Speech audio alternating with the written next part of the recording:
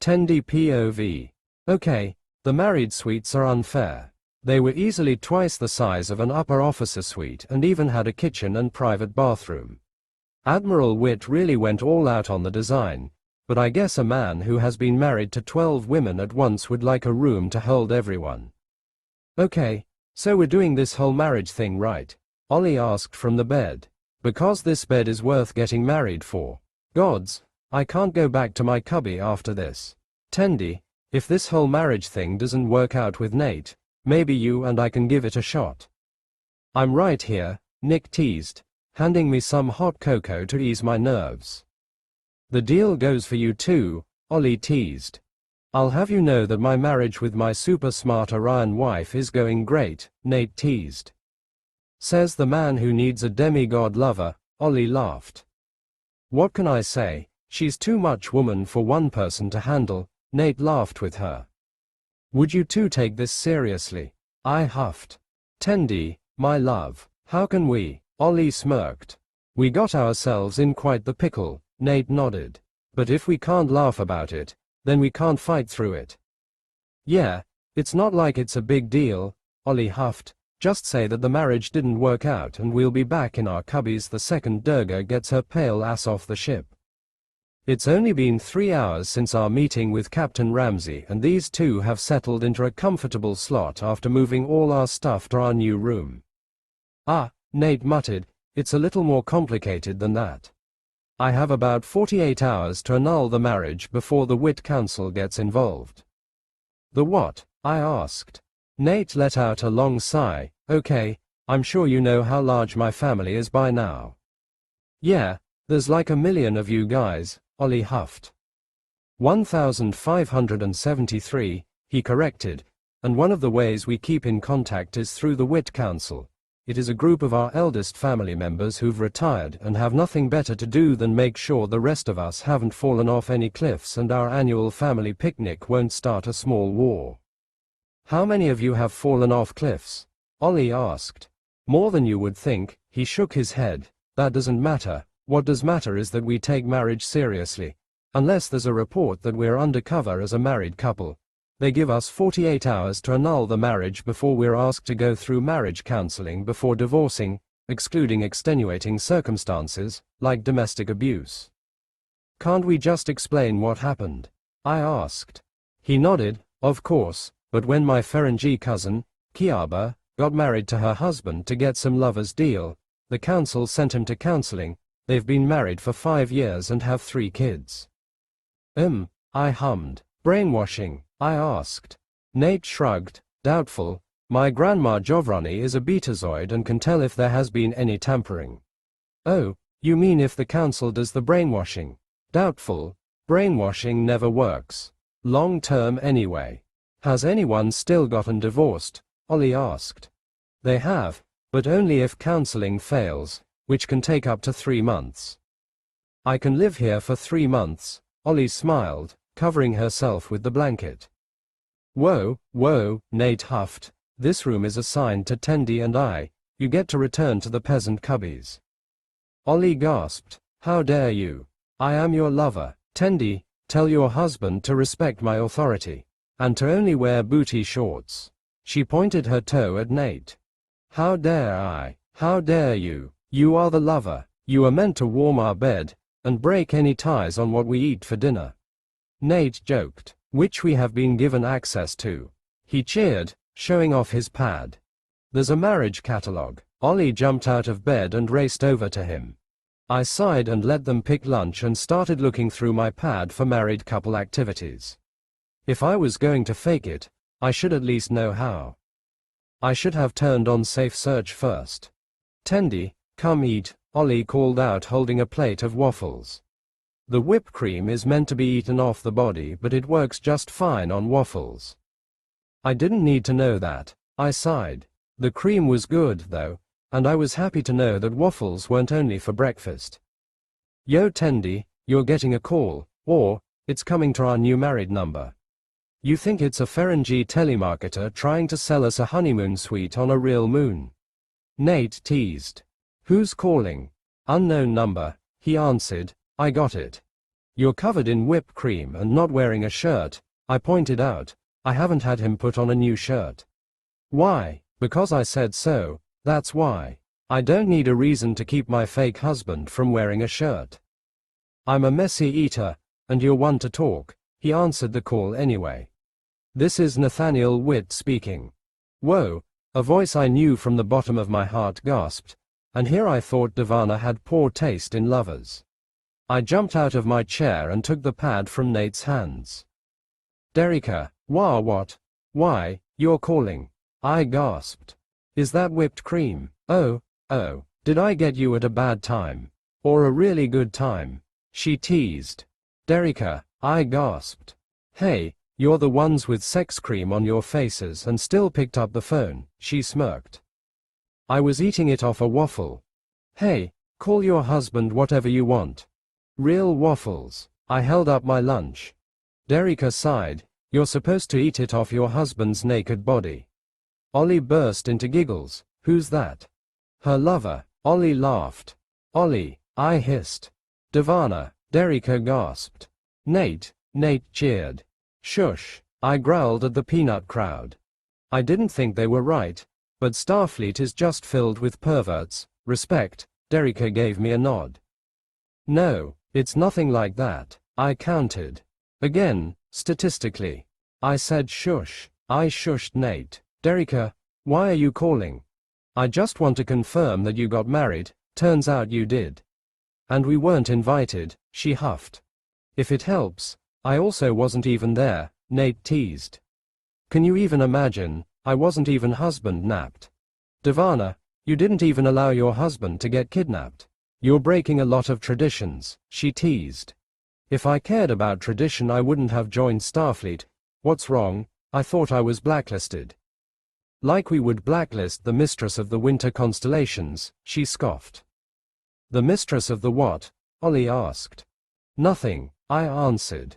Really Devana, Derica hissed, it's one thing to run away from the family, but to lie to your lovers. Don't worry, I knew from the beginning, Nate countered. And you still married her. Hey, I huffed. Nate shrugged. She's one of my best friends, great at anything that has to do with a ship, and can keep me from dying. She's the perfect woman. Ollie's just around for the dangerous part. I can hurt you, I hissed. I know, but you won't, because you are a kind loving person, with the patience of a Ferengi businessman who's about to close a deal, he smirked. One of these days. Derica, what do you want? I'm busy doing science. That's my nickname. Ollie laughed. This is what I get for lying. Admiral Witt has been in talks with our mother. He learned about our fake marriage less than 3 hours ago. He works fast. Mom wants to talk with you about how badly we should fleece these guys. I told her you were just duping some poor slob for his ship, no offense. She looked at Nate. Joke's on her. I don't have a ship, Nate teased. And I should warn you, the Witt family doesn't care much about wealth. We do care about family. If you're not careful, you'll be right next to your sister doing a tour in Starfleet. Is that a joke? Derica teased. Nate gave a devilish smirk. You would look great in command red. Are you joking? Is he joking? She asked me. Hey, with this moving up here, there should be space in the lower decks, Nate clapped. I don't think he is, I muttered. I'll make some calls. He ran off to find his pad. I'll never join Starfleet, Derica hissed. Derica, Mom burst into Derica's study. Pack your things. These idiots are willing to give us a bird of prey if you became a lieutenant in Starfleet. Oh hi Devana. Nice pick on the husband. Thank you, Nate called out. Ma, I'm not joining Starfleet, Derica hissed. Don't worry dear, they're willing to make some exceptions due to your years of training as our family's prime. Just 4 months in their silly little academy to learn about their command codes and they'll put you in a ship. Something in me sparked. It was something between the hope of seeing my baby sister and the vindictive pleasure of watching her suffer. That's great, I cheered, and we have plenty of space here on the Cerritos. Isn't that great, sis? No, it's not. Oh, I can't wait. I'll send a message straight to Admiral Witt, get her stationed with me.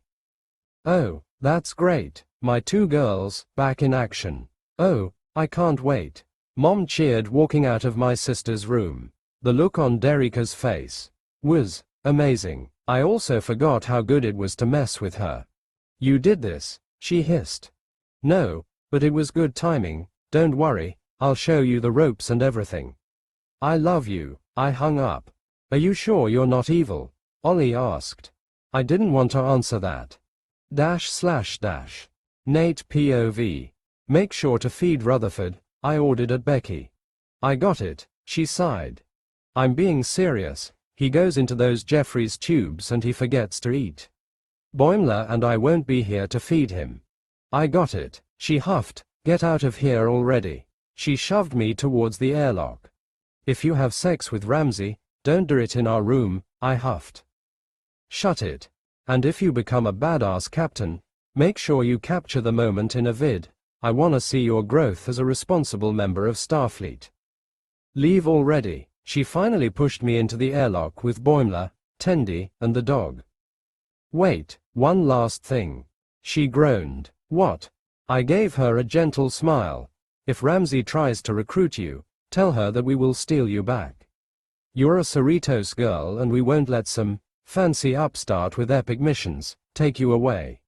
Let's face it, you're the only one here with common sense. She tossed me a smirk. You're a married man, you shouldn't flirt with other women. To be fair, my wife has a demigod lover, I teased. You know what, you were right, screw monogamy, she cheered as we high-fived. Alright, it's time for us to go, try not to have too much fun without us, I waved goodbye. They're going to die, aren't they? I asked my group. No, Tendi huffed, Dr. Tana is here, at best they'll be horribly maimed. This whole married thing is changing you too, Boimler muttered. He knew about the whole married thing and was unhappy we were playing with Starfleet regulations, but since Grand Gramps put in the real paperwork, we weren't technically breaking any laws. Don't be silly, we've always been like this. The only difference is that we aren't about to die, I teased. Ah, he gestured to himself. Well, we're not about to die, Tendi corrected. Yeah, we're going on vacation, you're going to get cured, I teased. The other end of the door opened to the Osler, one of Division 14's medical transports. There was a bunch of mist for some reason and the lights were really dim. Greetings, an Edosian walked out of the mist, wearing a black uniform and face mask. Pon, I called out. Ah, Nathaniel, I see you are returning to the farm, he nodded. Yeah, my wife created some kind of superdog, and we're going to make sure she has plenty of space to grow, explore her new surroundings, and where her growing powers are under proper support. What's with the mist? There's been a bit of a coolant leak. We have been trying to fix it, he sighed, leading us into the ship. And the lights. Some of our patients have asked us to lower the lights. They, he gave another sigh, are a bit self-conscious about their afflictions and don't wish for others to see them. Yeah, some accidents can have some nasty side effects and some people feared they would never return to normal. How long have you been traveling? 3 months. You got to be joking. I hissed. Pon held his 3 hands in surrender. Every time we were to return to the farm, we would get another call. No more stops, I hissed. Do your patients know what's going on? For the most part. Pon. I don't always have the time, he muttered. You want a mutiny, because this is how you get a mutiny. I huffed. We're still in the Alpha Quadrant about a day out from Quopa, so what, about? A day and a half from the farm. No stops. If anyone calls tell them to head to the farm themselves, we're full. Seriously Pon, I scoffed, leading my crew to the patient quarters. Wow, you really dug into him, Boimler muttered. Pon is an amazing scientist, but he needs to work on his bedside manners. He tends to get lost in helping people and fails to remember that there is an entire planet of doctors and scientists ready to help. Still, 3 months, I shook my head, someone should have called. It's not a crazy thing, Starfleet isn't for the faint of heart, getting hurt is an occupational hazard, but no one should be held on this ship this long. I opened the door to the sickbay where over 4 dozen people with different ailments were hiding in the dark. "Whoa," Boimler muttered. "Greetings," I called out. "My name is Nathaniel Witt. I understand that some of you have been here for far too long. I have talked with the captain and we are heading directly to the farm. We will arrive within a day and a half. Please make sure you have all your stuff ready by the time we get there. If you have any questions about the farm, please ask. I worked there when I was younger, and it is, in fact, a real place." "Why is it taking so long for us to get there?" an ensign who was both an old and young man at the same time asked. "You work for Starfleet. There is never not something happening. Somewhere out there another of our people is going through what's happening to you. And unfortunately you were the closest ship, prolonging your time on the Osler," I answered. "Most time a medical ship like this may spend a week or two collecting people before returning, but there has been an uptick in accidents and scientific abnormalities." Some grumbled at the time, while others looked relieved that they were finally going to get off the ship. Nothing like a little break from the madness that was the Cerritos. Beckett Mariner POV. "Ugh, it's going to take me over a dozen sonic showers to get the smell out of my hair. I hate bog planets. Maybe I should have messed with the waste pipe on Quopa to make myself look bad." Ever since Amina got on the Cerritos, she's been eyeing me more than just for one of our accidental meetups, hookups. And then making me her number one. She definitely going to ask me to join her team. It's not like I don't like Amina. I mean, have you looked at her? That's all kinds of captain in tight pants. The problem was that she was a captain. She wanted something I couldn't give. Commitment. I just want to be an ensign, not order people around or tell them to do something I wouldn't. This sucks. Yeah, this isn't working, Ollie huffed for the 5th time, helping me wash my hair. I say we cut it off and grow it back. That's going to take all day and itch like crazy, I muttered. Yeah well, you covered your rebel look with wastewater, why weren't you wearing a helmet? Didn't think we needed one, I groaned. You were fixing a waste pipe, she huffed. I'll go get a clipper. It didn't take long for Ollie to shave me bald and add hair growth formula. There was no way I could pull off the Picard look. I already had a curly afro going. I should be back to normal by the end of the day. Didn't stop the itching though. I walked into the bridge as Amina was talking with Mom. She also cut her hair, the whole ground team did. I really should apologize later. I noticed my mom's secret one-piece ninja outfit. Should I get a secret mission jumpsuit? They were slimming, but when would I ever use one? I mean I could use it to sneak around the ship, maybe just as under armor. My bra sometimes pinches. These roulette seeds are highly volatile. I may be called to plant them at any moment, Mom called out in her Captain Hero voice. Godspeed, Captain. The screen turned off. Okay, so, they might plant seeds. Amina rolled her eyes. Well, sounds like they're on a very important mission. Oh yeah, like fixing a waste pipe was so important. Durga, how long until we met up with the Rubadu? Amina asked. We will arrive at our rendezvous point within 10 minutes, Captain, Durgan answered. Durga has been. Durga, I don't want to say she was a bitch, because she wasn't, but she threw some shade around. Ever since Nate left, she's been more on edge and snappish, which was impressive for a Vulcan. Good, Mariner. A moment, Amina pointed to my mother's office. Please just be a kinky sex thing. Please just be a kinky sex thing. I followed her into the office, the door closing behind us like a guillotine. I'm sure my mom has cameras in here. No way Amina would try something. Right. What's going on? What? Do you think I'm an idiot? She scoffed. Ugh. I forgot the tricorders. She mimicked my voice. I don't sound like that, I huffed.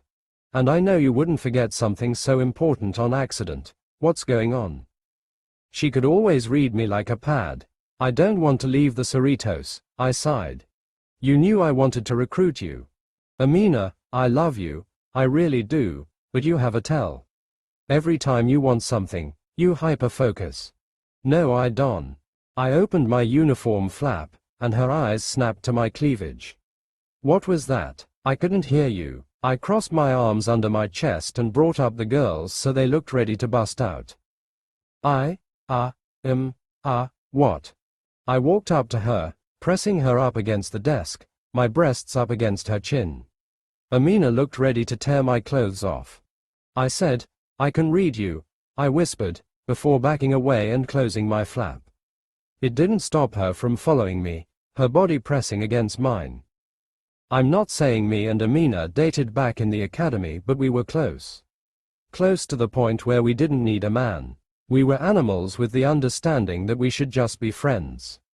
Yeah, right, we would get jealous every time we talked with other people, and the second we were alone we would end up naked.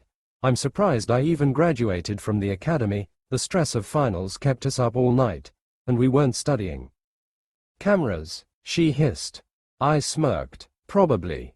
She gave a low moan and rested her head in the crook of my shoulder, taking a deep sniff of my neck, and exhaling with a moan. She still smelled like strawberries. She slowly backed away, fixing her hair. So, she gave a tiny cough. Why don't you want to join me? Other than the fact that we wouldn't do any work, I teased. Obviously, she huffed. I shrugged. I like it here. I don't know, this place has grown on me, like a fungus. I should warn you, because I know you don't take no for an answer. Nate is planning a full kidnapping counter if you convince me to go with you. And how would he do that? She scoffed. No clue, but I doubt you would be able to stop him. I've seen him tear a stadium 100 feet into the air because he missed his nap time, I teased. I can take him. You can try. I want you on my team. I nodded. I know. We could be great together. I smirked. I know that too, but I want to be me. I don't think I'm ready for command. You say that, but I saw you taking command a day ago, she teased. That's because I kinda made the mistake in the first place. She quirked an eyebrow at me. Durga kinda freaked out Tendi, thinking she was going to steal Nate. Steal Nate? I shrugged. Your guess is as good as mine. All I understood was that my friend was scared, so I may have fibbed. A little. A little. They weren't married. That's a little more than a little. So, you lied. Durga appeared out of nowhere. I jumped into Amina's arms in fright. Holy shit, woman. It's called knocking. We have arrived at the meeting zone, Captain, but the Rubadu has yet to arrive. Nathaniel isn't married, she asked, looking deeply into my eyes. Ah, well, they weren't, I carefully answered. But they are now. You can't have a married suite without the proper paperwork, and Admiral Witt kinda pushed it through. My voice kept rising at her glare. Mariner, Amina sighed. Oh, I pulled Durga into the room and locked the door right this time. Don't even, I hissed. Coming in here with your hair in a bun, you know what that does to me. She looked away. I have no idea what you're talking about. And you, I pointed at Durga, you have been thirsty for Nate's dick since you saw him.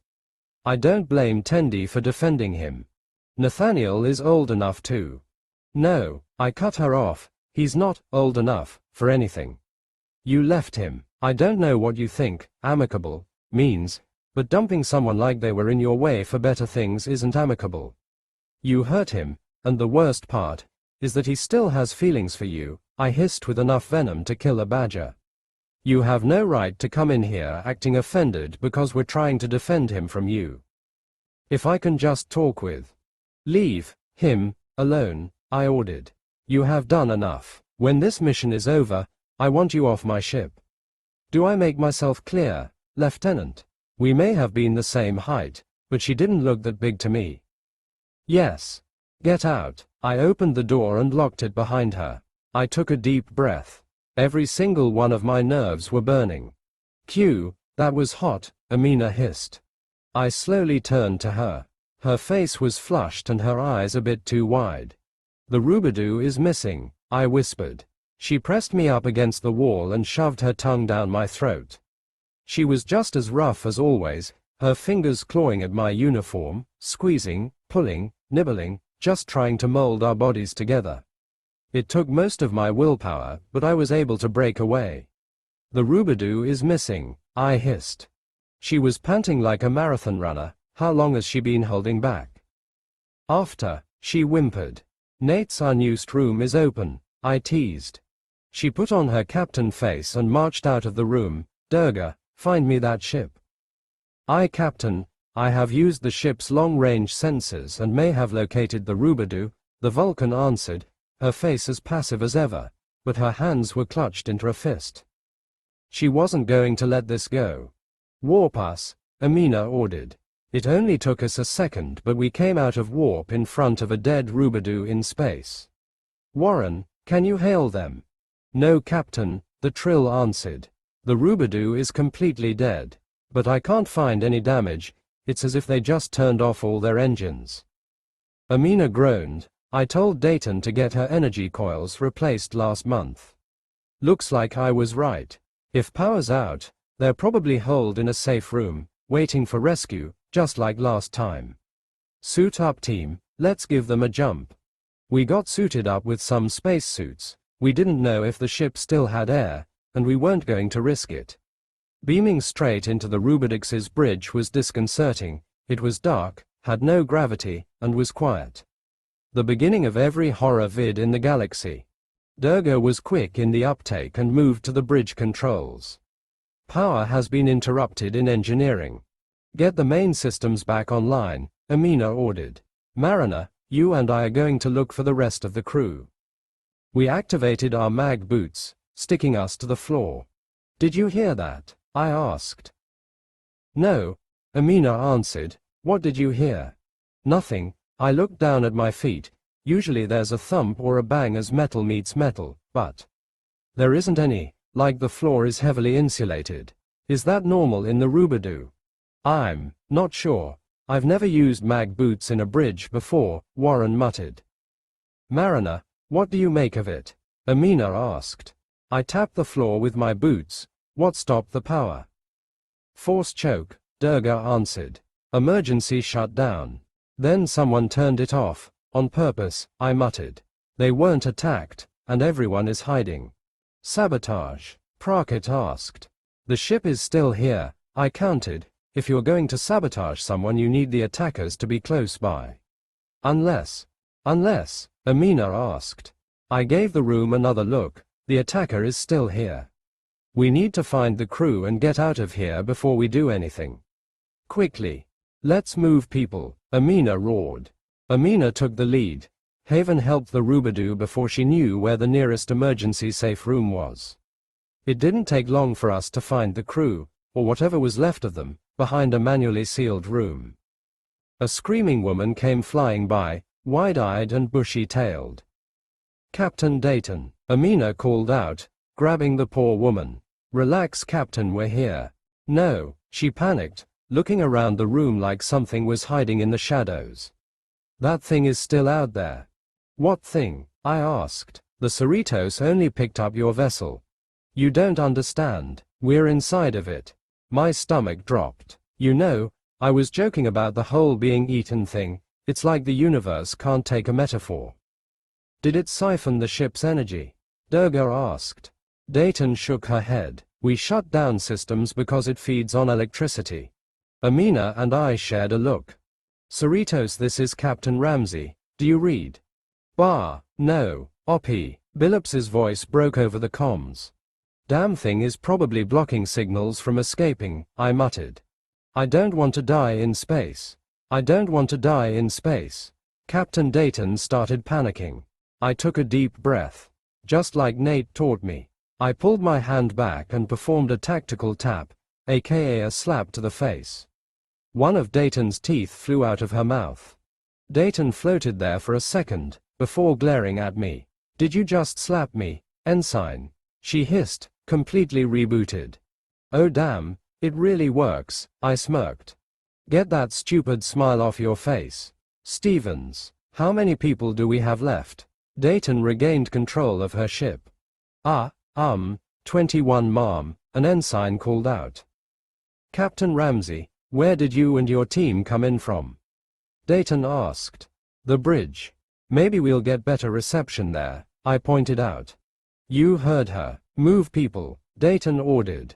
We started moving people, The comms got clearer as we got closer to the bridge. The second we reached the bridge, Billips's voice came through. "Captain, can you hear us?" "Billips, start beaming people to the Cerritos," Amina ordered. Billips didn't say another word, just started beaming people from the ship. 6 people were being beamed at a time, but because I couldn't have anything nice, when it got to the team, the ship started waking up. I wasn't sure if the thing in the ship was sleeping or all the beaming woke it up, but the ship wasn't having it. As it started shattering into pieces, blue tentacles reached out for us. "Fancy a spacewalk?" I asked, gesturing to the bridge window. "You take me on the nicest dates," Amina smirked, shooting out the damaged glass, decompressing the bridge, and launching us into space. Space is beautiful, it truly, truly is. It is everything and nothing at the same time. Most people think that just because they're on a planet that they're no longer in space. That's silly. We're always in space, floating through the cosmos, on a tiny rock, circling a tiny star, circling one of trillions of galaxies. It's pretty awesome and terrifying. The blackness of space is the type of darkness that feels alive. It can see you, feel you, it could even hear you where nothing else could. I always loved spacewalks, beauty and terror in equal measures. I also got a great view of the Rubidoux shattered apart, revealing a giant blue glowing jellyfish, before I was grabbed out of space and beamed on board. I landed in the Cerritos' teleporter room, which was packed with over 20 people. So, Amina stood over me. "A free room. I'm sure Nate and Tendi wouldn't mind. // Divana Tendi POV. Hire, I ordered the pool boy. This isn't fair, Nate huffed, working my shoulders. That pool boy outfit hugged him nicely. This is a resort for the injured, Nate, Nalo Wit, one of Nate's Betazoid cousins, huffed. She was scanning Brad, who was drinking a margarita and relaxing on a beach chair. Apparently, they found some kind of parasite egg in his hair, but luckily it hadn't hatched yet. The dog was running around the resort, enjoying the large open space the farm had. We arrived 3 days ago and got settled in. Nate, not being injured or related to any of the injured, wasn't allowed to stay, but since he used to work here, he was recruited to work for his stay. No slacking back there, I huffed. I may be using him as my personal manservant. Nate's magical fingers traced one of my aching muscles and applied the right amount of force, unwinding the knots that I had since I joined Starfleet. "Divana, I know I was teasing before, but you have way too many knots," Nate muttered. "We're doing this every 3 days. He gently covered my back with a towel. "You should be good for now. Brad, your turn." I gave a soft moan and got off the massage table. I haven't felt this good in. Oh, I had no idea when. I've been trained to be an assassin since I could walk, and Starfleet training was no joke, and add medical, I think this is the first time I've ever relaxed. "Ah, can I get another masseuse?" Brad asked. "Ah, what's wrong with my fingers?" Nate huffed. "They're not attached to a pretty woman." He gestured his head to Nalo. He ha ha ha ha ha. Nate laughed. "Okay," he giggled. Nalo punched him in the ribs. "Why are you laughing?" "No reason," he continued to giggle.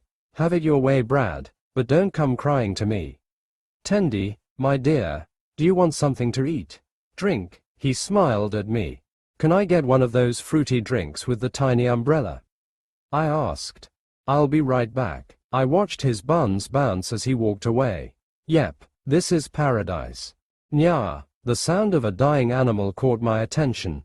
I turned to find Boimler crying for mercy. "Ah, you humans are so soft," Nalo smiled. "I usually only get to work on Klingons." She added way too much strength into her massage. It looked like she was pulverizing him. I could hear his bones popping. "You have a lot of stress." "My bones?" Boimler whimpered. "Don't worry, I'll massage them too," Nalo cheered. Boimler gave another whimper as a grinding noise came from his body. "Blue Hawaii for the lady." Nate came back with a blue drink with an umbrella.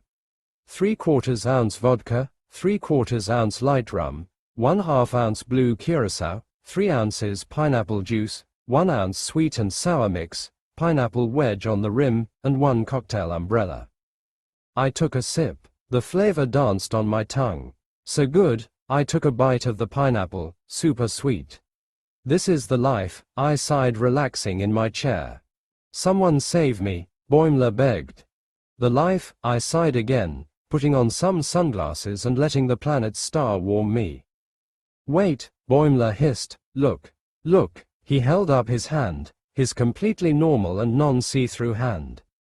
I'm back to normal.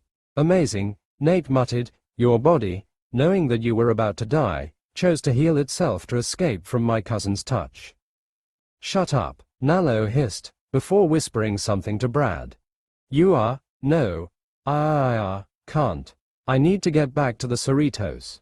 He squeaked. His face was redder than a tomato, jumping out of the table. Nalo sighed. Why are the good ones so flighty? I guess with Boimler back to normal and the dog happy to be here, our time here has come to an end, I sighed. It was barely a day. I snapped my fingers, manservant.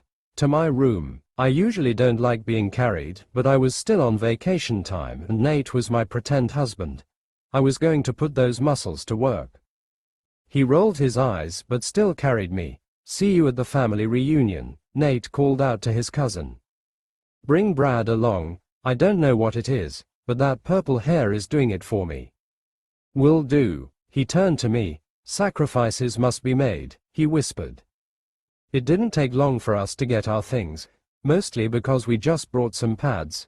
We did steal the robes. We didn't need to, but it was tradition. Instead of heading to the Cerritos, we headed to Starbase 28.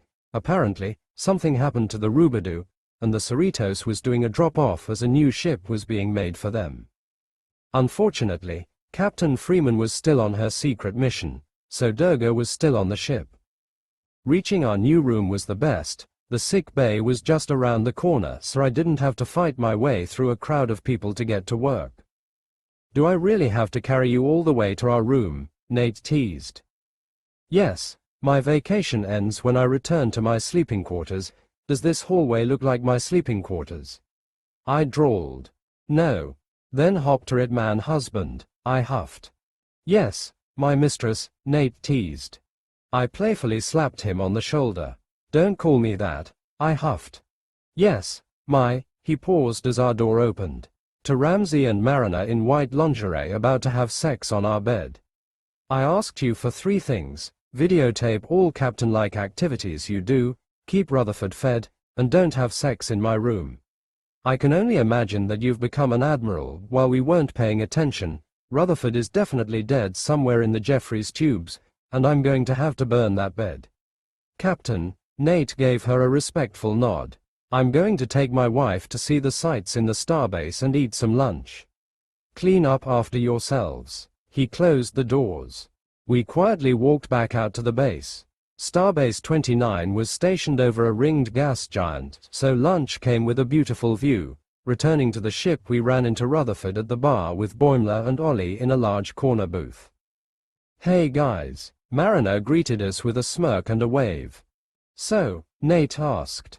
It's clean, she rubbed the back of her head. Can we keep what you saw between us? Why, you looked good in white lingerie, I nodded. That got Sam, Ollie, and Brad to cough out their drinks. It contrasted greatly with your skin. You think I should get one? Does it pinch? Not that part, she hissed, her face rosy pink. And it doesn't pinch, but it does take time to put on. Don't corrupt the innocent, you beast, Nate huffed. I'm 24, I huffed. I'm a big girl. There's being a big girl and then there's being Mariner, Nate teased. I'll take that as a compliment, Mariner huffed, taking a seat next to Ollie. So, mum's the word. I leaned over to Nate. What are we looking at? I whispered. 6 favors but ask for 10, let's negotiate, he answered. 10 favors, I called out. 10, you're crazy. 3, Mariner yelled. 8, 4, let's just jump to 6 and call it a day, I offered her my hand. She looked at it like it was about to strike, but shook it anyway. It is a pleasure to make a deal with you. Hey Becky, Ramsey waved at Mariner only to freeze at the sight of us. And friends. Good save, Nate gave a thumbs up. Just got word that Captain Freeman just finished her mission, and should be back by tomorrow morning, Ramsey nodded. Nathaniel, Durga, in a skirt uniform, walked up next to Ramsey, as Nate's hand wrapped around mine under the booth. Durga, Nate nodded. Ensign Tendi, may I speak with you? Privately, she asked. Is something wrong? Nate asked. No, I wish to have a conversation with Ensign Tendi. Nate looked over at me, his hand rubbing my fingers. His warmth gave me strength I didn't know I needed. I'm a big girl, I huffed, sliding out of the booth and walking to the bar counter. We stood there at the counter for a second.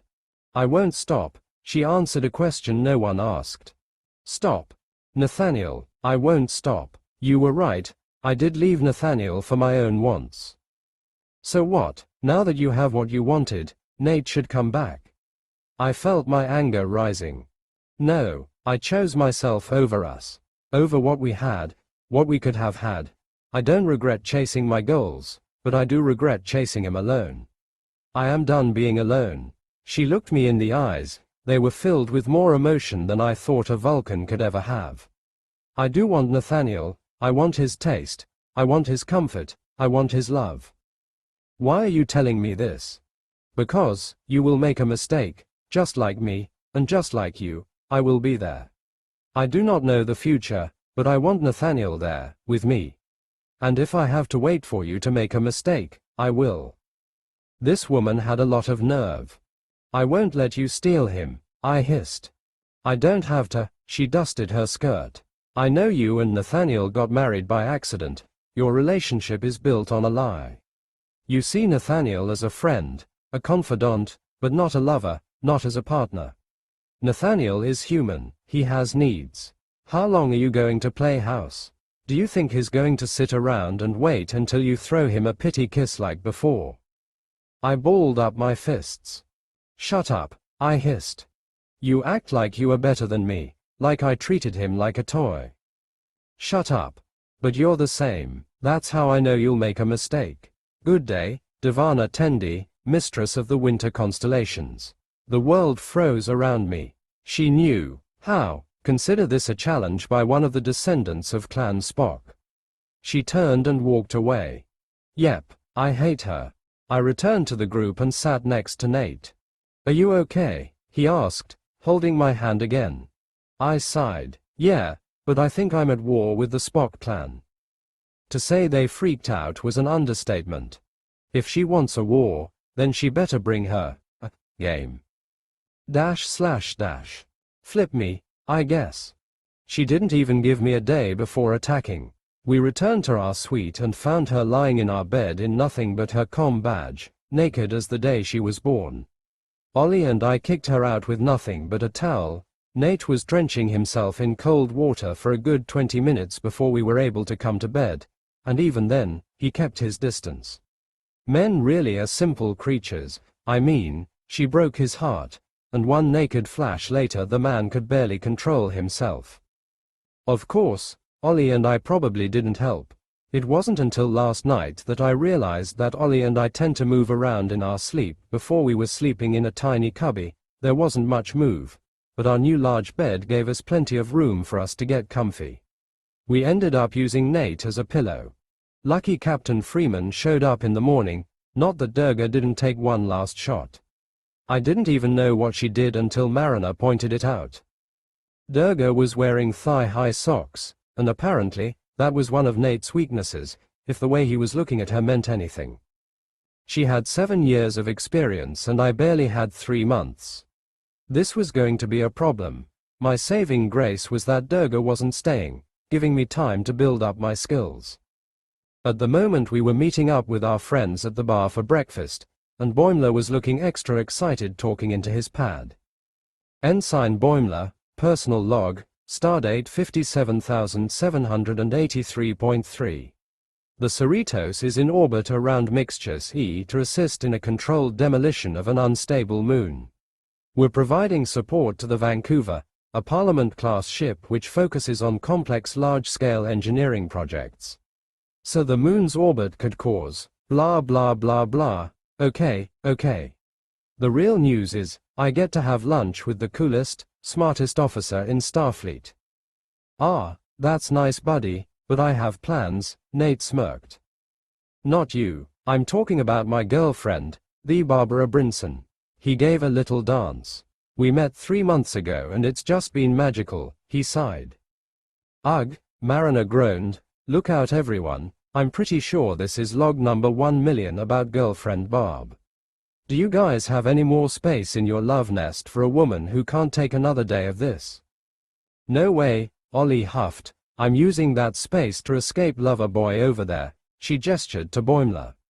Listen to me, Boimler, you better make sweet sweet love to that woman, because 3 weeks of hearing you go on and on about her has driven me up a wall. You better make my suffering worth something. Oh, I have the perfect dinner ready. A 10-course meal that will knock the socks off her, he smirked. What are you, starving? Nate asked. Just take her on a tour of the ship, have lunch on the holodeck, I'm thinking evening, Paris, on top of the Eiffel Tower, a slightly cool 71 degrees, low wind, so you can give her your jacket and not be cold yourself, a 3-course meal, nothing too heavy, and then give her the business. We all looked at him. What? That's a good plan, Mariner nodded, looking Nate up and down. What you doing later? I'll be busy watching my nieces.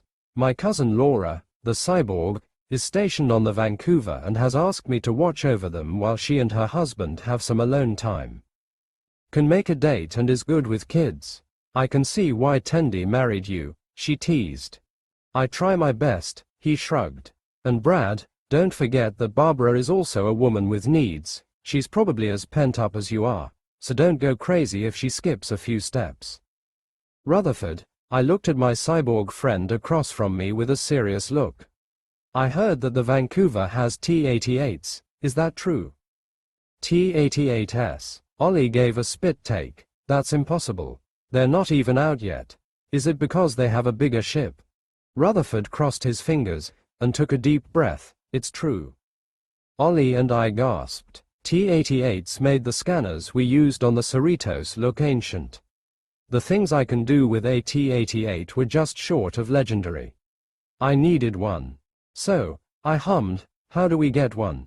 With Nate's cousin taking a vacation day, I put in a cooperative work order. Rutherford nodded, looking down at his pad, which I just got confirmation.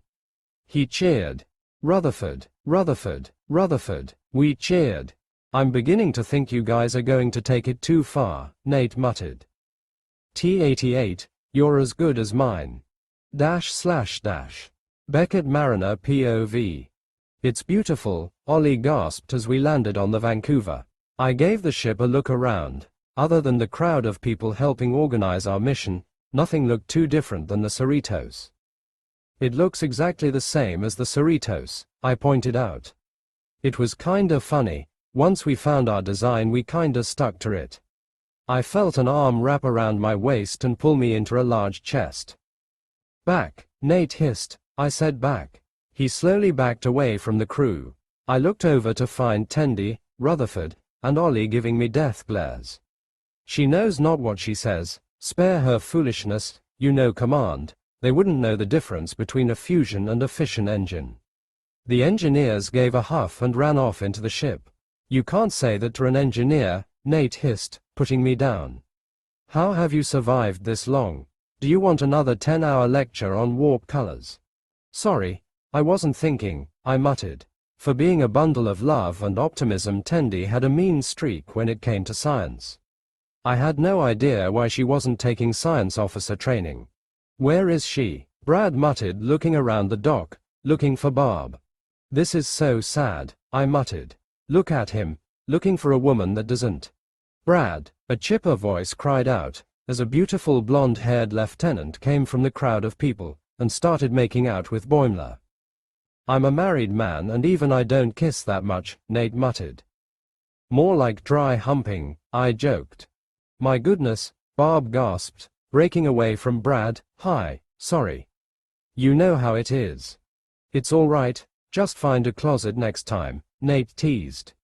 You guys have fun. I have to go meet up with some family." He waved goodbye, heading to the ship.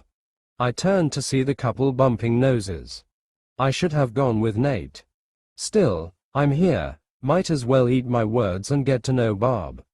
The way Brad talked about her, she was the perfect woman. "Come on, I'll give you a tour," Barb smiled at us. Wow, even her smile was pretty. How did someone like Boimler, who's a 5 with makeup, snag someone like Barb who's a 9 on her worst day? Something wasn't right. The tour of the Vancouver was nothing special, it was the Cerritos, but bigger. Barb did go on some pretty neat missions, she even time-traveled. It would have been nice to listen to, if Brad wasn't making kissing noises every 30 seconds. I wanted to say he was getting handsy, but Barb was the same way. Nate was right. These guys are ready to blow. And I was being a very uncomfortable third wheel.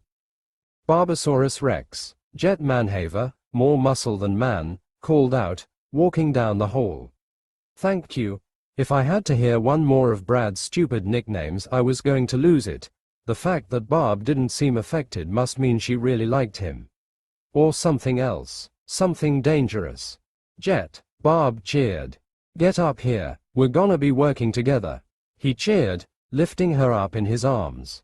Kind of a douche move to twirl another man's girlfriend in front of them, but Brad really has to stand up for himself. That, and I'm beginning to think Barb wasn't who she said she was. I'm willing to sacrifice Alpha Shift for the greater good. He finally put her down. Did you hear? There are some purple people throwing a tantrum. Implosion's been postponed, he sighed. We got to recalibrate the whole goddamn containment field. Oh, Barb hissed. Boim boim, she snuggled up to Boimler. I'm pretty sure that was the worst nickname so far and she should be tossed out an airlock, but that would get me locked up. It looks like I can't make it to lunch at the Cerritos. Oh, no, it's fine. It's not like I programmed a 10-course meal or anything, Brad muttered. I'm sorry, Brad, Jet patted Bard on the back. Even I heard how much you wanted that date. I'll try and get her back to you by lunch. See you in engineering. He waved goodbye. How do you know Jet? I asked. He's like the 5th coolest person in the Cerritos. Oh, we dated like a billion years ago, she huffed. Turned out we had a lot in common. A lot. She bounced her eyebrows at us. It took me a second, but I got her meaning. I didn't know that about Jet, but to be fair, he was in Alpha Shift, so I didn't care. Like what? Boimler asked, Barb's look flying over his head. Q, you're adorable. She gave him another kiss. I'll try and get this over with before lunch. I'll call you after I'm done. She whispered something in his ear. Barbara, Brad gasped, his face a bright red, and trying to cover his body. Control yourself. Oh, my Bradward, I am in control. She gave him one last kiss and ran down the hall. Goodness, some people, am I right? He dusted his uniform, trying to regain some composure, but his red face remained. I looked at a retreating Barb. If that was Barb. Bradward, I asked. Yeah, I'm a Bradward. There are Bradleys. It's a common name, he shrugged. Mayor, I shook my hand back and forward. Not that common. He rolled his eyes looking at Barb's retreating back. Try and keep it in your pants, I teased. Mariner, he gasped. Why are all the women in my life so dirty? 'Cause we're human, I huffed. You do know that women can be just as horny as men, right? Okay, well, not you or Sam. Or Billups, but most men. Shax and Dr. Tana are seconds away from doing it in the hallway. Ransom is always trying to get tail every time we touch down. Barnes keeps trying to seduce Rutherford, while Tendi, Ollie, and I are always staring at Nate's ass when he passes by. You can't be in a confined area with someone you find attractive before your eyes begin to wander. Is that why you're always sleeping with every witch you come across? He teased. Oh, Bradward, I sighed. You only seen 2 wits. They make me believe there is a God sometimes. I allowed myself to remember all the pretty wits I've met during my time in the stars. Thank you I was born a woman, otherwise, I would have quite the family. Have you called any of them back? Yes, I drawled, most of them. Some of them, they know what I'm about, I huffed. This only proves my point. This only proves that you have a problem with commitment, Boimler muttered. How dare you, I hissed. I'm sorry, allow me to apologize to your paramour. Oh wait, he sighed. I narrowed my eyes at him. When did you get the balls? He shrugged. I just kissed a beautiful woman, he smirked. I like this new look on you, bold, confident, you're back straight for the first time in months, I nodded. If only Barb wasn't some kind of shapeshifter. Ah, what? Oh Boimler, I sighed. So naive, so trusting, this isn't a fairy tale, silly. The funny sidekick doesn't walk away with the girl. Okay, first of all, that's just not true. If anything, the sidekick is the only one who gets the happy ending. Second, don't kink shame people, alright, he huffed. Barb finds this, he gestured to himself, hot. And finally, I don't care if she's a shapeshifter, it's not illegal or anything. Besides, I like her because of her leadership skills, he gave a longing sigh. You should have seen her in ordering people around. I'm learning things about you today, and I'm not sure how to handle it. He shrugged. That sounds like a problem. I'm going to see if I can do that holo date Nate talked about. You do that. I waved him goodbye. I'll find the truth, I hissed under my breath and followed Barb. Nate Witt POV. Curse you, Captain Witz, I hissed, flying away in my spaceship, you haven't heard the last of me. And we'll be ready, Vicky roared back, her sisters cheering with her. And the day was saved yet again by the heroic acts of co-captains Victoria, Anju, and Shulker Witt. The cheesy holo narrator cheered, as my nieces high-fived. The holodeck returned to normal. All right, you little rugrats, it's lunchtime, I yelled over their cheering. One more, Victoria, the eldest at 9, whined. Yeah, I'm not done kicking butt, Anju, the middlest at 8, shadow-boxed. Science, Shulker, the littlest at 7, roared. Yes, you're all great heroes, but even heroes need to eat. I ushered them out of the holodeck and towards the Vancouver's cafeteria, which was a little too packed with people from both ships mingling. I want spaghetti with little pieces of hot dog. Shulker rushed to the nearest replicator, her sister right behind her. I was going to join them, but I spotted Becky Combat rolling over to Barb, who was eating with a couple of engineers, a blade in hand. I quickly snuck up behind her, which was surprisingly easy. She was way too focused on Barb, and I plucked her right off the ground. Hey, she turned to me. Oof, she had some crazy eyes. Sorry, I waved to the engineers and carried Becky over to my booth. I was doing something, she hissed. Girls, this is Beckett Mariner, awesome space hero. Becky, these are my nieces, Victoria, Anju, and Shulker, energy morphed into children. I introduced my half-human half-Bajoran nieces, ignoring Mariner's grumpy look. Hi, the girls waved, pasta all over their faces. Oh, hi, Mariner awkwardly waved back. Kids are great. Most people tend to regain their senses when they're around. So, what's with the blade? Barb's a reptoid, and the crazy was back. What? I teased. Think about it. I'm trying but I just can't see it, I smirked. Nate, take this seriously. A woman that hot dating a man like Brad. Did you know his full name was Bradward, by the way? Oh, I know that. Look, shapeshifters were a real threat during the Dominion War. I reached out and held her hand. Okay, calm down, I said softly. I'm right here, and no shapeshifter is going to attack you or Brad. But let's walk through this, I cut her off. Let's say that Barb was a shapeshifter. Reptoid, she corrected. Reptoid, she would have to pass a large number of tests Starfleet has added to their recruitment since the Dominion War, that it would be next to impossible for her to keep the secret. She's dating Brad, she hissed. I nodded. Becky, Brad is like your little brother, so you can't see it, but he's a handsome young man.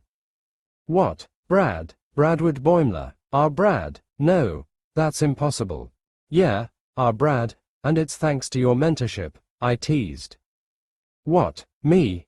Yeah, you. You've been teaching Brad to stand up for himself, taking him to the gym, sword practice, and making sure he eats heavy protein meals. He's no Jet or I, but he can hold his own, all thanks to you.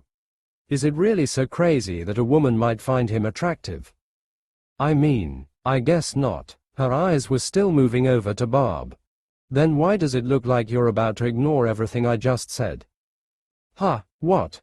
I rolled my eyes. Fine, if it will keep you from ruining Brad's date, and make it our problem until he finds another lover, I use my secret weapon.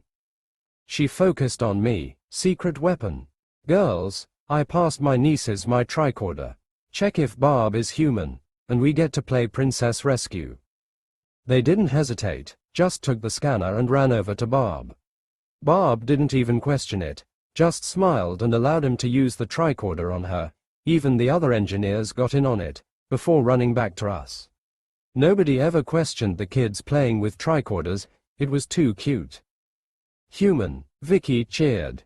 Mariner took the scanner. Huh, look at that, she's human, she sighed. Maybe I am overreacting, sorry, see you later. I draped my arm around her shoulder, stopping her from leaving. Going somewhere, I smiled. Duties, I kept smiling, and she sighed. What do you want? I'm calling in a favor. I passed her my burger. Eat up, princess saving is hungry business. Ah, man.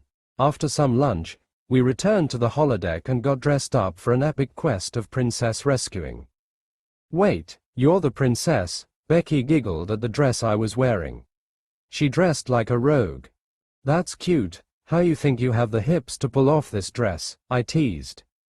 She gasped, I can pull off that dress. I nodded, sure, I believe you. Why I out her, she shook her fist at me. We're ready. My nieces came running in Vicky and Anju night outfits, holding foam swords and shields while Shulker was in wizard robes. Thank the gods of science you have arrived, adventurers. I gasped. Of course, princess. We heard the call of adventure. Vicky held up her sword. Adventure, Anju nodded. Science, Shulker held up her holy math book. If not us, then who? Becky teased. Thank goodness, I gasped some more, as the holodeck transformed into feature the inside of a medieval castle with knights and a throne. There was even a jester. There have been some reports about the deadly face muncher in the area. Face muncher, Becky drawled. Face muncher, all one word, I corrected. And yes, I gasped. Are you okay? You're gasping a lot, Becky giggled. How dare you? All princesses gasp, all the time. That's how you know we're princesses, I gasped. Yeah, keep up, rogue mariner, Vicky huffed. Slow, Anju shook her head. Very not science, Shulker sighed.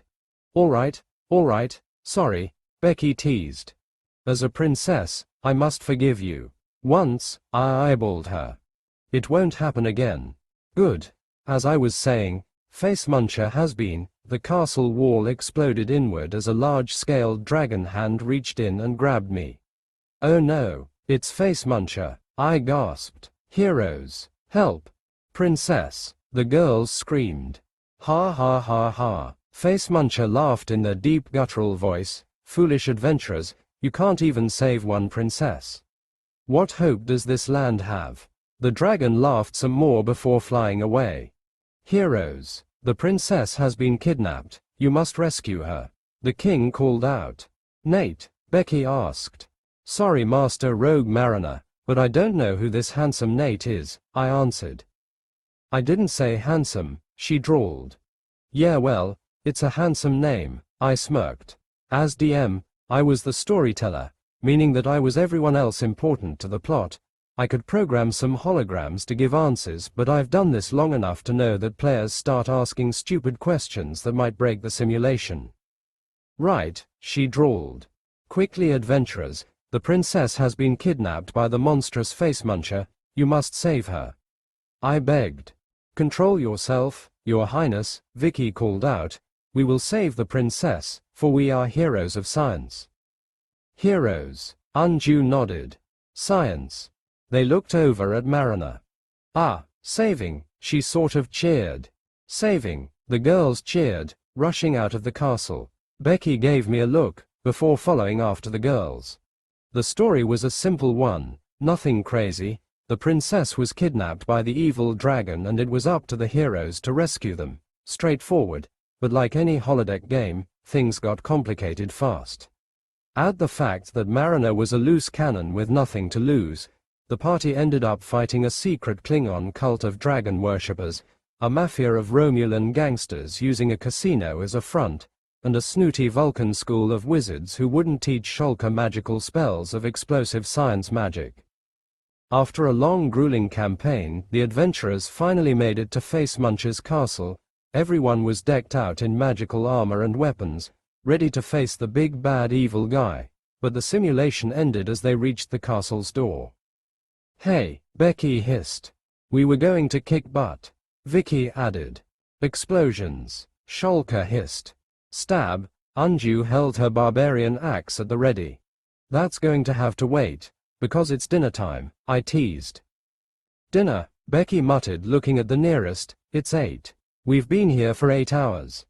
"Yep," I teased. "You guys lost track of time. Come on, you punk adventurers, a feast awaits." I lead him out of the holodeck and back to the kitchen. We missed the implosion, but it wasn't anything to write home about. Scene 1 impulsion, you've seen him all. We ran into Rutherford, Ollie, and Tendi, all of them looking extra shifty and carrying duffel bags. I should have stopped them, but I wasn't on the clock. We never got to finish our adventure, much to their annoyance. The girls had homework and a bedtime. I did finish the adventure on the simulation if they ever want to complete it with their parents. I got back to my room around 11, to find Tendi and Ollie drinking some tea. "Hey, still awake?" I asked, putting my pip away and my uniform into the matter recycler, and getting a clean new one for tomorrow. "Just doing crime," Ollie smiled. "Ollie," Tendi squeaked. "Is that why you looked extra shifty at dinner?"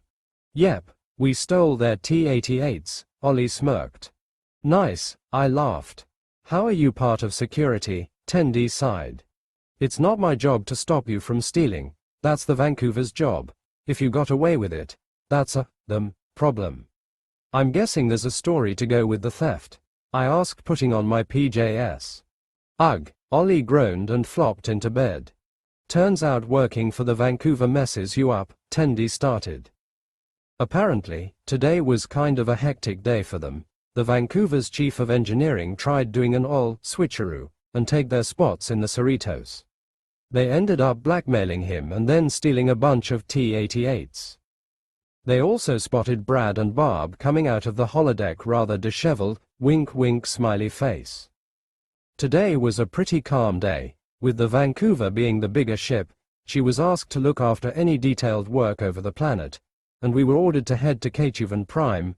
I wasn't sure of the reason, but we did have shore leave until we got there. Tendi flopped on my chest as Ollie curled up into my shoulder. "Is it weird that we're okay sleeping like this?" "Probably not. // Divana Tendi POV. Ugh, I think I slept in my arm. I turned and felt a warm pillow. I must have spooned Nate in my sleep, not the first time, but can you blame me? Nate runs hot and I like a cool room, but I don't like sleeping in a cold room, so I use Nate as a warm pillow. I felt a pair of strong arms with calloused fingers hug me back. Oh, I think I was hugging Ollie, only for that idea to falter as another pair of soft hands travel up my back with freezing feet stealing my warmth. My eyes snapped open to find Ollie's glowing head wreath in my face. "Ollie, why was my voice so deep? Am I coming down with a cold?" "Yeah," the person at my back answered. I took a deep breath. Like a really deep breath, as if my lungs were 35% bigger. I looked down at my hands. My very not green hands. "Guys," I whimpered. Ollie opened her eyes and looked at me. "Oh, this is bad," Ollie muttered. "Ollie," I asked. "Nate, Ollie, Nate," Nate in Ollie's body corrected. "This is going to get confusing fast." I felt the smaller pair of hands hold me tighter. "I don't want to get up, Ollie," in my body, whined, snuggling into my back. Why is it so cold? She hissed, dragging her cold feet up my leg. Mother goddess. My feet are as cold as ice. Warm, she muttered into my ear, beating back the cold. Oh, Nate teased. Isn't someone having a good time? I looked down. The pajamas Nate was wearing felt, strained, between the legs. I don't like it, I panicked. What's going on? Ollie shot out of bed, ready for action. I'm green. And what's wrong with being green? I huffed. Nothing, other than the fact that I wasn't green last night, Ollie huffed back. It seems like we got a classic case of body swap situation going. Nate slowly crawled over me to get out of bed. She, they smelled great. What was that smell? Divana. I opened my eyes to find myself pressed against Ollie's breasts. I quickly pulled back and accidentally throwing myself out of bed. A new feeling coursing through my body. Power. I had power. I looked down at my glowing hands. They had a rainbow outline. A tiny pair of green hands cupped mine. I followed him up to my worried face. Tendi, Ollie called out to me. Are you okay? I took a deep breath, trying to control my new body, but all that did was smother me with my perfume. I don't wear perfume. Is this what I smelled like? I smell great. I closed my eyes and just smelled myself. I grabbed my arms and pulled me closer. Tendi, you smell great, I whispered. I sniffed my neck, just a small taste. Tendi, delicious, just a nibble. Suddenly I was hit by a mind-shattering smell that physically hurt, causing me to jump away. What? I blinked awake, stars dancing across my vision. Smelling salts, Nate answered, holding a little red capsule. I don't think you're ready for my body. Maybe you should stay here and we'll bring Dr. T to you. No, I jumped to my feet. I'm okay, it was all new, but I have it under control now. They quirked an eyebrow at me. I'm okay. I walked into the hallway, which was flashing yellow. Yellow alert, Ollie muttered, suit up. I walked back into the room and froze. Ollie had her back to me, but she took off her clothes. I have seen my own body millions of times before. Every scar, every cut, every muscle, but this was different. My body was greener and smoother. My mind connected my freckles into constellations. Without thinking, I took a step forward. I wanted to trace every imaginary line, feel my body's warmth. Just a taste. Nate stepped in front of Ollie, with his arms crossed. Bathroom, he pointed to the bathroom. Bathroom, he hissed, giving me a uniform. You're like a horny teenager. Splash some water on your face, get dressed, and control yourself. I gulped and nodded, walking into the bathroom. I took a deep breath and splashed water into my face. Does Nate have to go through this every day? I can't walk 3 steps without my hormones going wild. I think his cosmic energy is amplifying his emotions, or at the very least his senses. I looked myself in the mirror. I'm tall. I stood at my full height. Was Nate always this tall? I took off my clothes. I traced Nate's scars. Flashes of memories that weren't mine danced across my thoughts. A crazed Blazid clawed deep into his chest during his time on Orion. I traced the large one that on his chest, from his time in a Klingon ship. His attacker got him with a Batarath. It nearly killed him. His powers activated and killed his assassin. I traced 2 small burns on his upper chest, phaser burns. When he was learning from his Romulan aunt, it taught him how dangerous phasers were, and how painful they can be. They were not toys and should never be treated as such. His body was years of training, story after story. I took off my pants, another memory hitting me. Nathaniel, a naked Durga gasped in my ear, her very warm body holding on to me for dear life, harder. I gasped, returning to the bathroom. My face was on fire, bits of cosmic energy dancing off my skin. I quickly got dressed in a blue uniform and walked out of the room.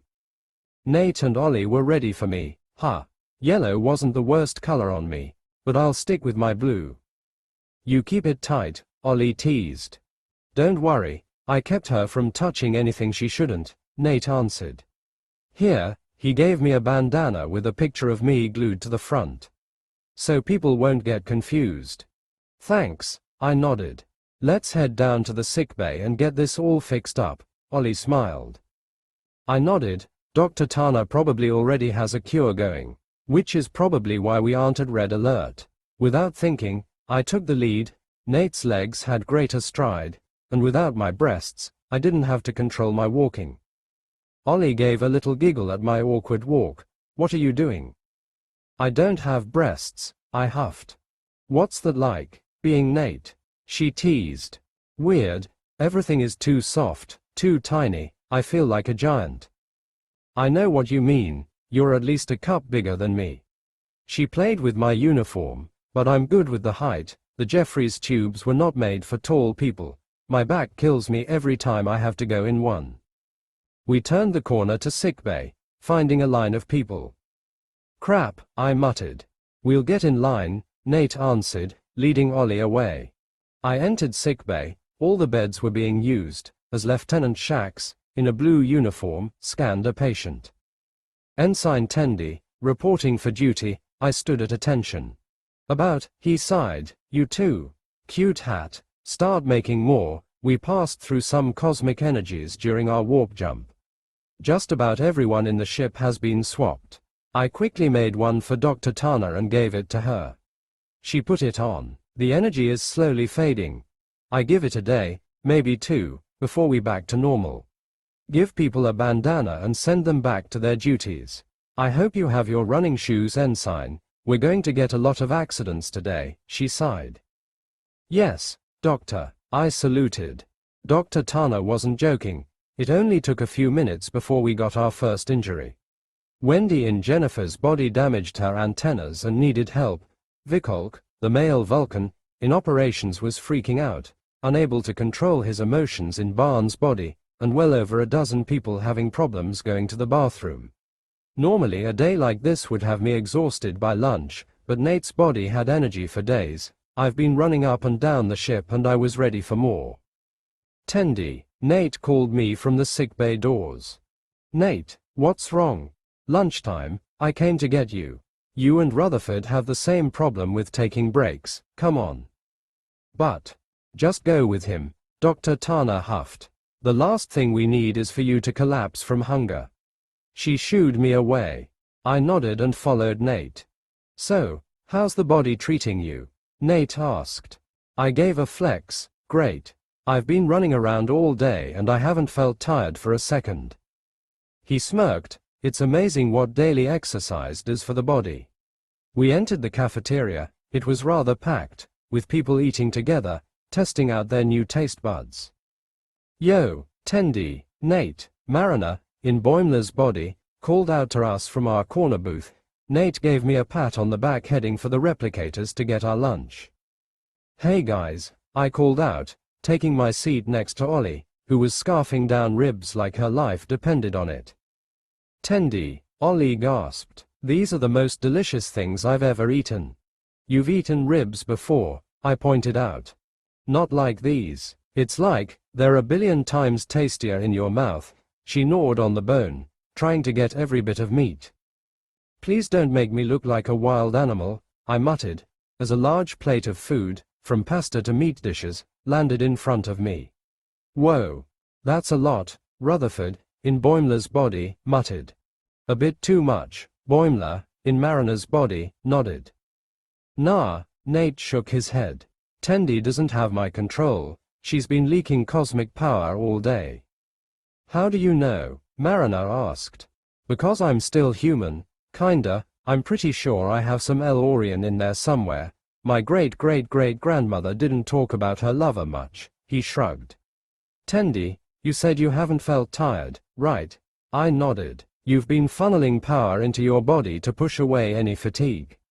You don't feel it now but it stacks over time. Eat up, you still have a long day ahead of you, he warned. I began stuffing my mouth. The food had a different taste to it. The flavors didn't explode in my mouth like before. It was good but not overwhelming, and I couldn't stop. I didn't know how hungry I was until I started eating. Ah, Tendi, maybe you want to slow down, Boimler called out. I looked at him, my mouth filled with food. I swallowed hard. No, I kept shoving food into my mouth. It took me 10 minutes, but I was finally stuffed. Ugh, I groan, I can't move. That's the craziest thing I have ever seen, Mariner muttered. I always thought when people say, I can eat a horse, it was the idiom. I was wrong. How does Nate keep his figure? Rutherford muttered. You think if I eat that much, I'll get muscles? Boimler asked. Don't mess up my body. Mariner hissed. Ladies can't lose weight like men. Nate reached over with a napkin and cleaned my face. You should be fine until dinner. You too. He cleaned the barbecue sauce from Ollie's face. I can't eat anymore, Ollie groaned. She yawned like a puppy and curled up next to me. Ha, I am adorable, and soft. Hands, Nate warned. Ha, I snapped out of my thoughts. He, Mariner giggled. And here I thought Nate was the one living the dream. Turns out Tendy's the pervy one. It's not like that, I squeaked. Ha, you can also make Nate adorable, but not to the same power, Rutherford hummed. Nate, does Tendy get handsy at night? Mariner teased. Mariner, I gasped. No more than usual, Nate shrugged. Nate. Ho ho, Mariner laughed.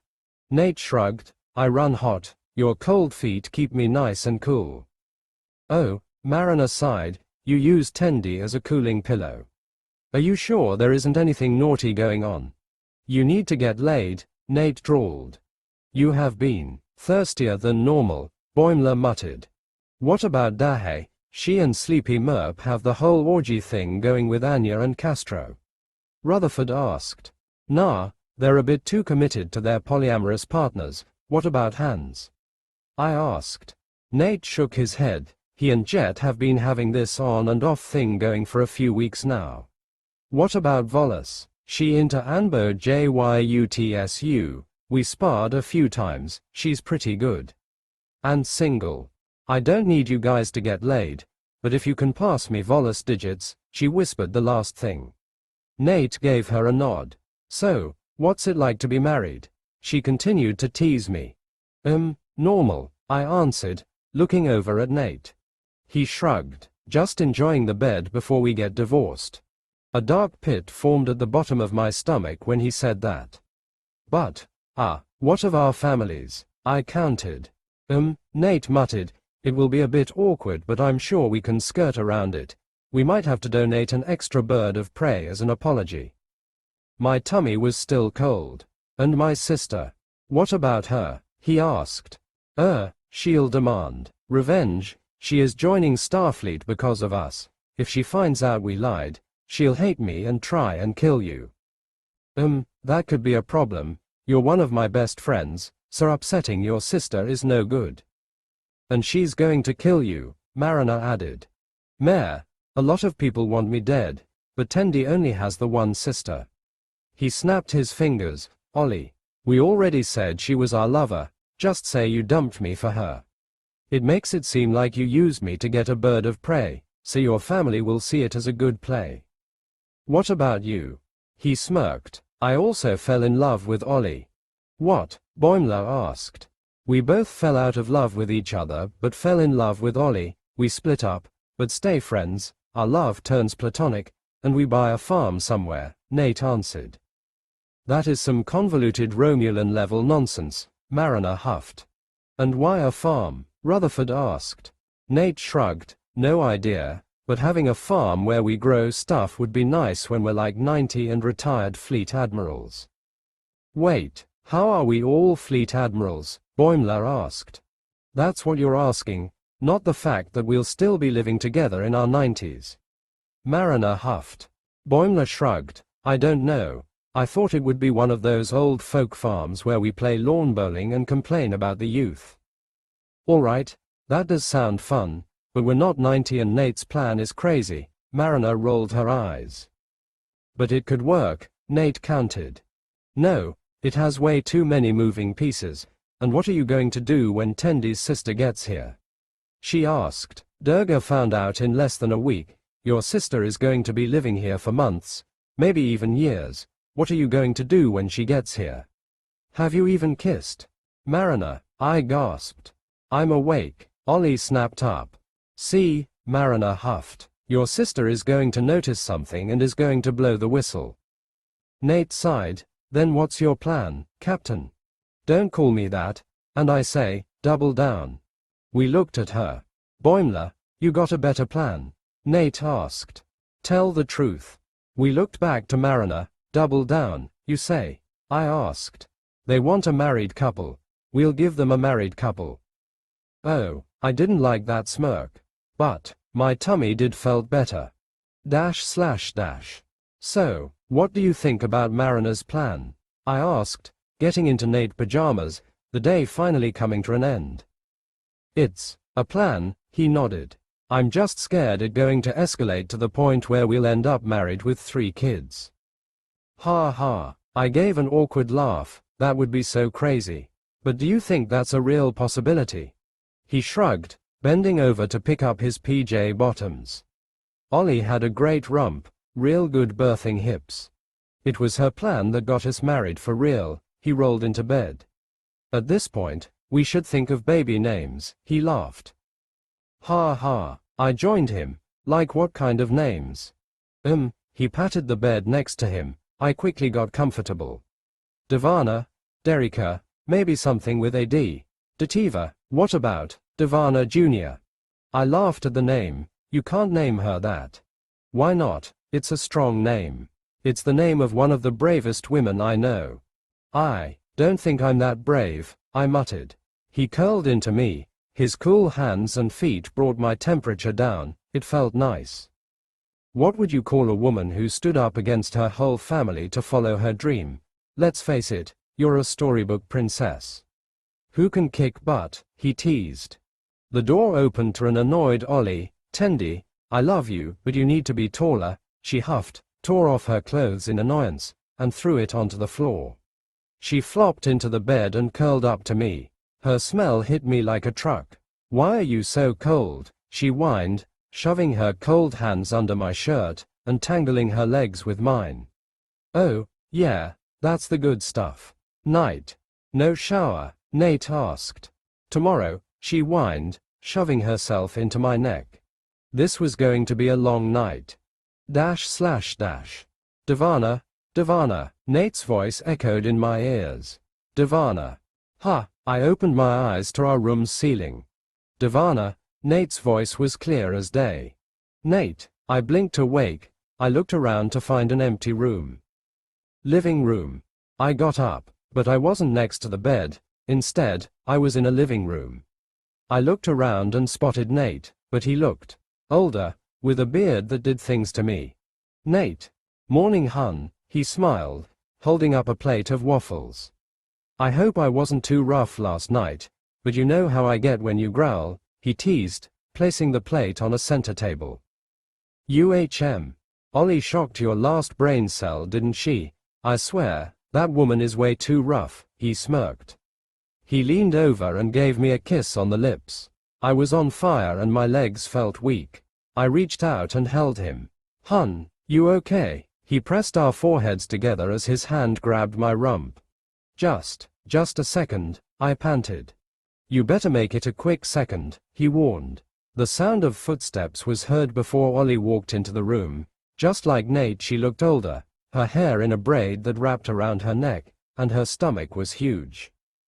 Breakfast time, she smiled. Breakfast time, young voices chanted, as 2 little green girls with glowing eyes came around her.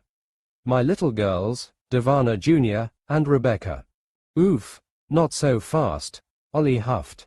Can't you little munchkins see how big I am?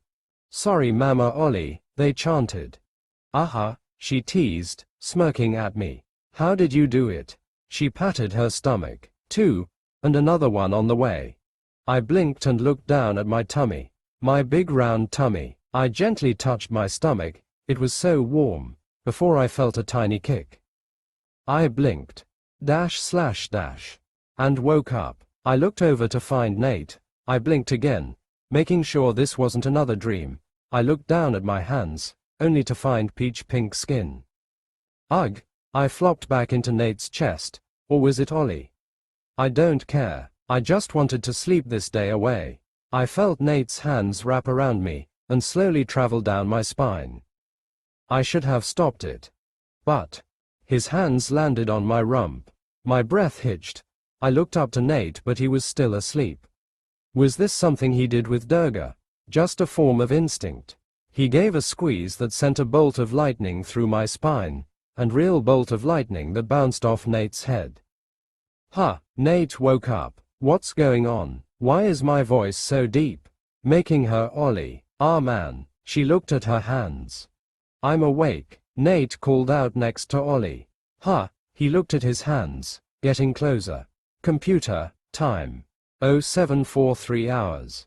He pushed Ollie back into the bed, and flopped on her chest. Nope. Our shift starts in an hour and a half. This will be a problem then. He fell right back to sleep. Ollie and I blinked at each other and followed his example.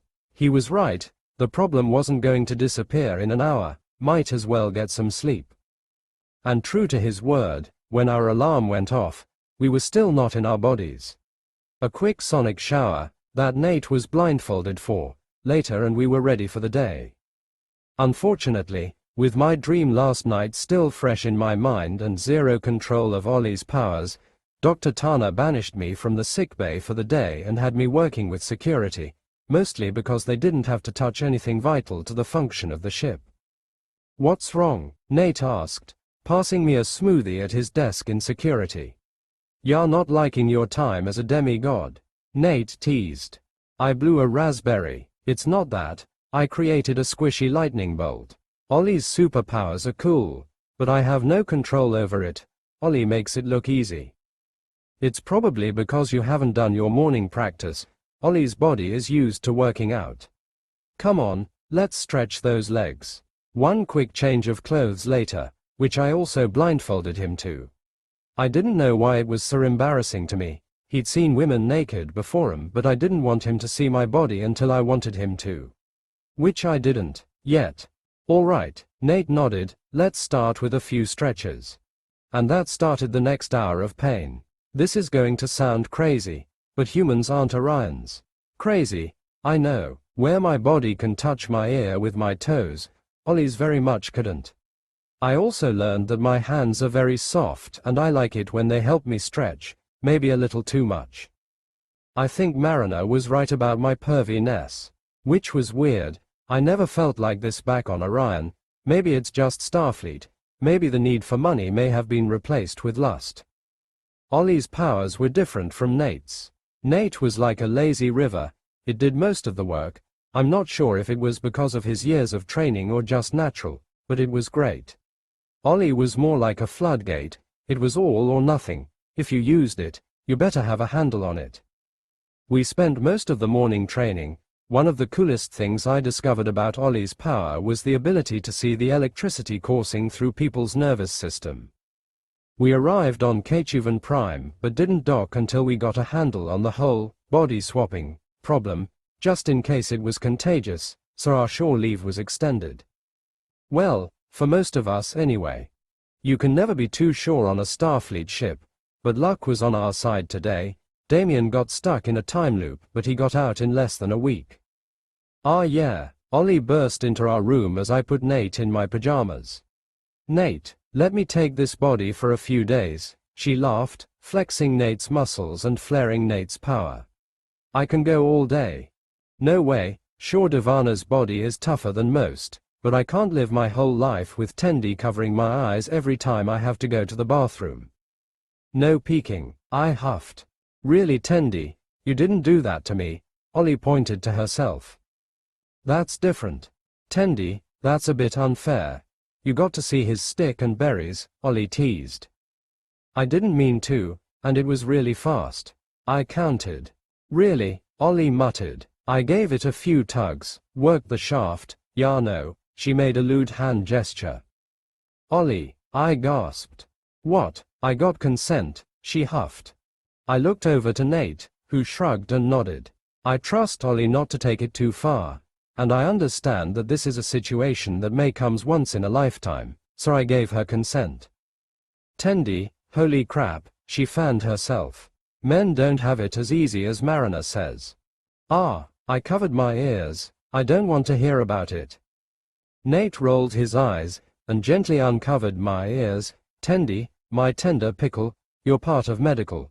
Stories like these are going to be a dime a dozen. Yeah, but those are from people I hardly know. You're my best friends, I huffed. At least tell me when Nate isn't here, I whispered to Ollie. She gave me a thumbs up. I'm standing right here, Nate muttered. Shush, a tiny bolt of lightning sparked out of my hair. Bedtime. I tossed Ollie into the bed. I haven't taken a shower yet, she squawked. That's too bad because I'm ready to hop back into my body. Now sleep, I ordered. Tendy, that's not ZZ, she fell asleep the second she touched the pillow. Is that normal? I asked. Nate shrugged. She's probably been using my power all day. He crawled next to Ollie, getting comfortable, and I joined him. Good night, he whispered. Night, I yawned. I was ready for this day to be over. I want my body back. // Hun, Nate's voice called out. I peeked from my covers, finding older Nate standing by our bedroom door, holding a suit in hand. His beard was thicker than before with a bit of white peppering his hair.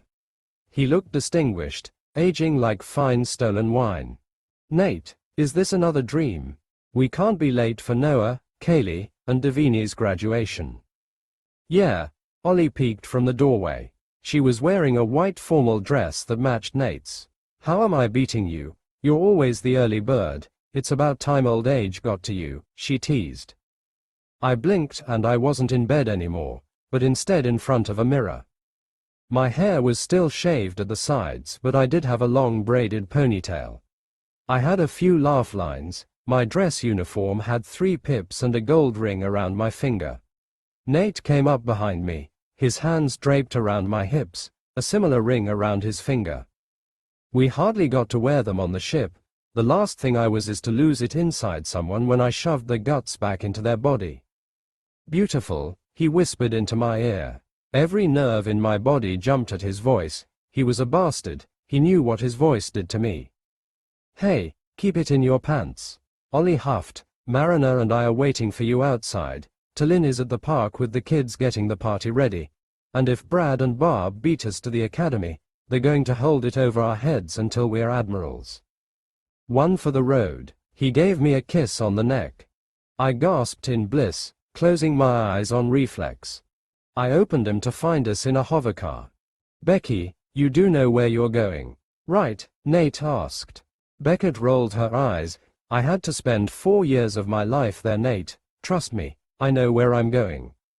She was also wearing a dress uniform with 4 pips, showing off her captain rank. Her hair was done up in an afro. I don't know why, but I liked it, so fluffy. Really, 'cause you missed our exit, he teased. Fuck, she hissed, dipping down and around. You could have told me. It's the passenger's job to give the driver instructions.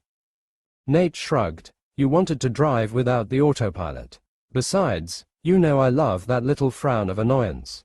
Becky gave him a huff with that cute pout I loved, something between embarrassed love and annoyance at being caught. Married for 30 years and they still flirt like we're in our 20s, Ollie smirked. Remember ladies, if we see Brad we sprint towards the auditorium, trip him if you must, Nate called out. Sam's giving out the engineering diplomas, so he should be inside before any of us. Give no mercy, Ollie hissed. Quote. No mercy, I nodded.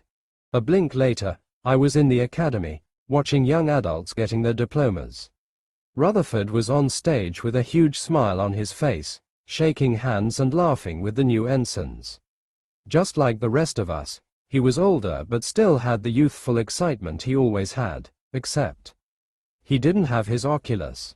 Noah Witt, the announcer, called out. A human man with a glowing wreath walked across the stage, Rutherford giving him a big hug. My little group cheering and whistling. Kaylee Carol Witt, a young dark-skinned woman, marched up to Rutherford. They saluted each other before giving each other a secret handshake. Davini Witt, a green Orion woman with long hair, raced across the stage, waving at us. She had bright green eyes that seemed to glow in the dark. She even had my freckles.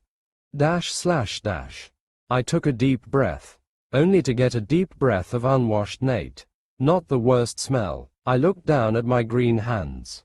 Thank the mother goddess. I flopped into Nate's chest. I like these dreams. Shrug. What? Still love the show. I sometimes play it while I work on this, giving me ideas. Review if you're feeling it, Mr. Reader. Sorry for any grammar mistakes. Anyway, still making art, link in bio, YouTube audio of stories.